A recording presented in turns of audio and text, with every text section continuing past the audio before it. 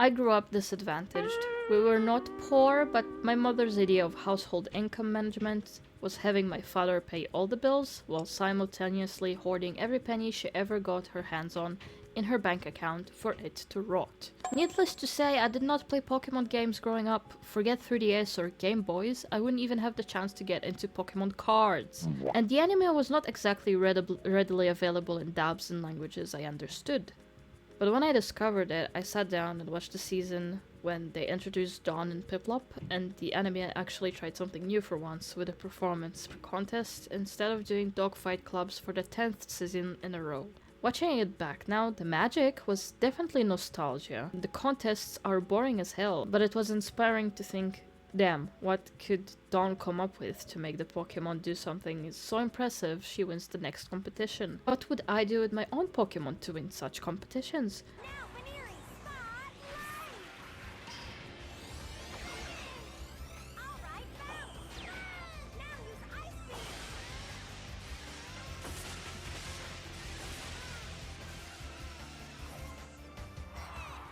Because this is essentially just performative arts, and it's cute as hell as a concept, instead of making animals fight each other. I emulated Diamond on my phone to experience my first ever Pokemon game a couple years later. It was an interesting experience for sure. I love the regional Pokédex, all the starters are fire, and it had an adorable concept of building friendships with your Pokemon, which was what drove me to this fandom. I was so chronically lonely. My two favorite Pokemon of the region and perhaps the whole franchise are Pachirisu and Baniri, both of which have pink shinies. Not that it matters, I did not know about shinies, nor did I find any in my playthrough, but they are adorable, and I had them in my team for the entire run. And yes, I know which Pokemon Baniri evolves into, stop giggling and typing. I love this Pokemon, and I will die on that hill. Baniri is my goat, and I loved Return as a move. Knowing my 2 feet tall bunny will hit you really quite hard, because I spent hours pampering it and evolved it with the power of friendship. It's been more rewarding if you consider how Baniri can also learn frustration, which hits hard when you just caught it, because it hates your guts by default. It's an amazing mechanic and I loved it. I don't know why they removed these moves, considering the friendship mechanic is still in the game, evident with the evolutions. It really makes me quite sad. It can just be another Giga Impact capping at 150 power at max friendship, but this company hates fun. God forbid I roleplay having a loving relationship with my pet in my role-playing game. Not like that. I was excited for Pokemon ZA because it brought back Mega Evolutions and my favorite fire starter Fennekin was going to be in this game. Also, I could Mega Evolve Lopunny, which sold me. I could not play X and Y no matter what Trojans I downloaded into my PC. Eventually, I gave up. So, as an adult with a Switch, I wanted to play it for my little friends and Mega Evolution experience. Now, there are some good things and some bad things about this game. Let's start with the good. I adore the art style the Pokemon franchise is going with, and I am a sucker for a dress-up game. I spent hours on this game for the sole purpose of acquiring drip. Forget completing the Pokédex, I am 100%ing the fashion shops and buying everything out. I am not kidding. I am a sucker for cosmetics. I am here to look pretty and hang out with my Pokemon. And since I cannot hang out with my Pokemon in any meaningful way, like Sword and Shield had, I might as well spend my free time collecting and dressing up my character. By the way, what the happened to camping and cooking and playing with your Pokemon? I know this game is a horrible lazy fart of a game, but we really couldn't just copy-paste the code from Sword and Shield. You already have all the animations, come on. And don't give me that, oh, they would need to animate Mega's interactions too.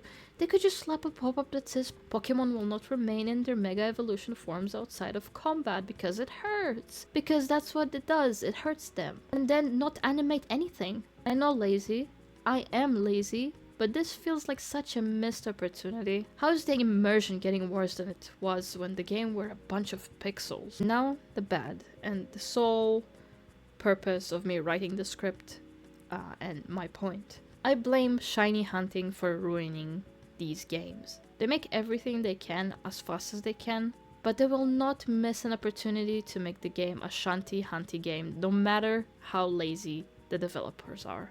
I don't hate shinies, but because are artificially scarce and special and basically the equivalent of opening a shiny Pokemon card. Yes, shiny hunting is gambling, I hope you know that. And I know the other half of the audience is like, cloud fund in sky, duh, it's gambling. But it gets views, and it gets a lot of views. The Pokemon games are not about battling creatures anymore, or forming bonds, or even strategy. It's a kid's gambling game. No stakes gambling, but gambling nonetheless. Don't believe me? Have you seen the videos of some of the big Pokemon creators? They are pissed at this game. The story? Whack. The characters? Whack. The graphics? Whack. The new battling mechanic? Whack. Rushed, soulless, boring, forgettable. But guess what? The game is selling. The content is being made. The most viewed shorts about this game. I will dare to not even look this up. I bet my entire life savings the most popular and successful reels regarding this game are about shiny hunting.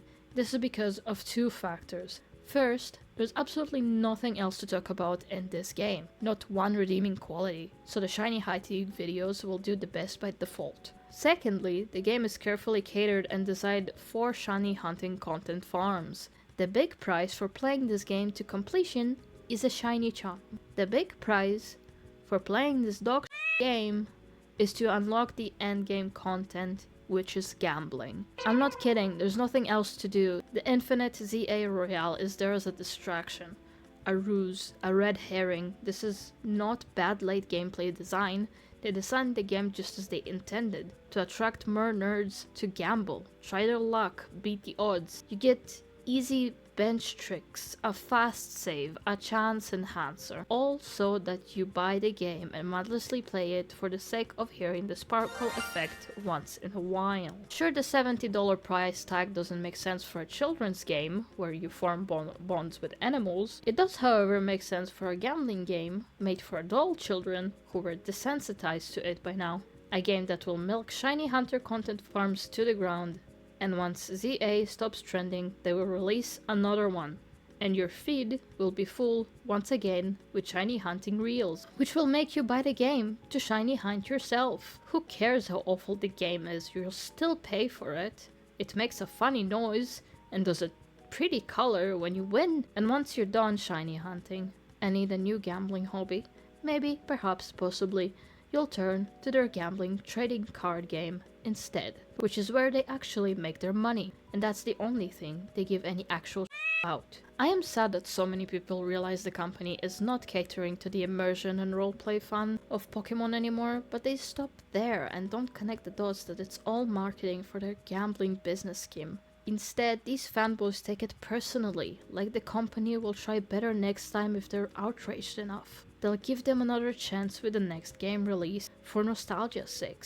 Maybe this one will be good this time, just to be disappointed again and again. I know some people need to hear this, especially the younger ones among us in the Pokemon fandom. This game is not about role-playing and having fun. It's conditioning you to open up to gamble by bombarding you with shiny hunting videos where creators are successful and get a jackpot, telling you the only thing it'll cost you is the base price for the game, and there are no stakes with your financial situation. And the end results, ideally for Nintendo, it's you buy their Pokemon cards because you need a cheap gambling rush. And Pokemon feels familiar and safe because you grew up around it or were conditioned to believe it's not a big deal. And if you're already a Pokemon card collector, I am not saying you should stop, but ask yourself, how much money did you lose gambling?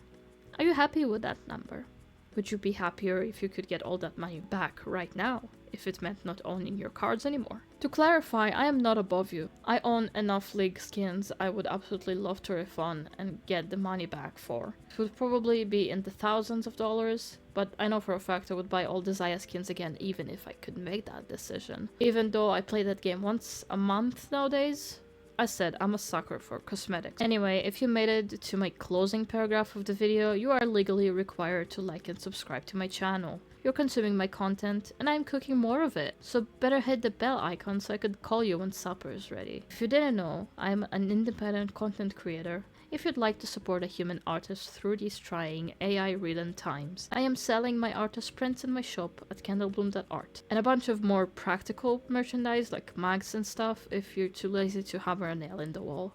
What would you like me to do next? Tell me and I'll see you when I make that video. See you then. Bye bye.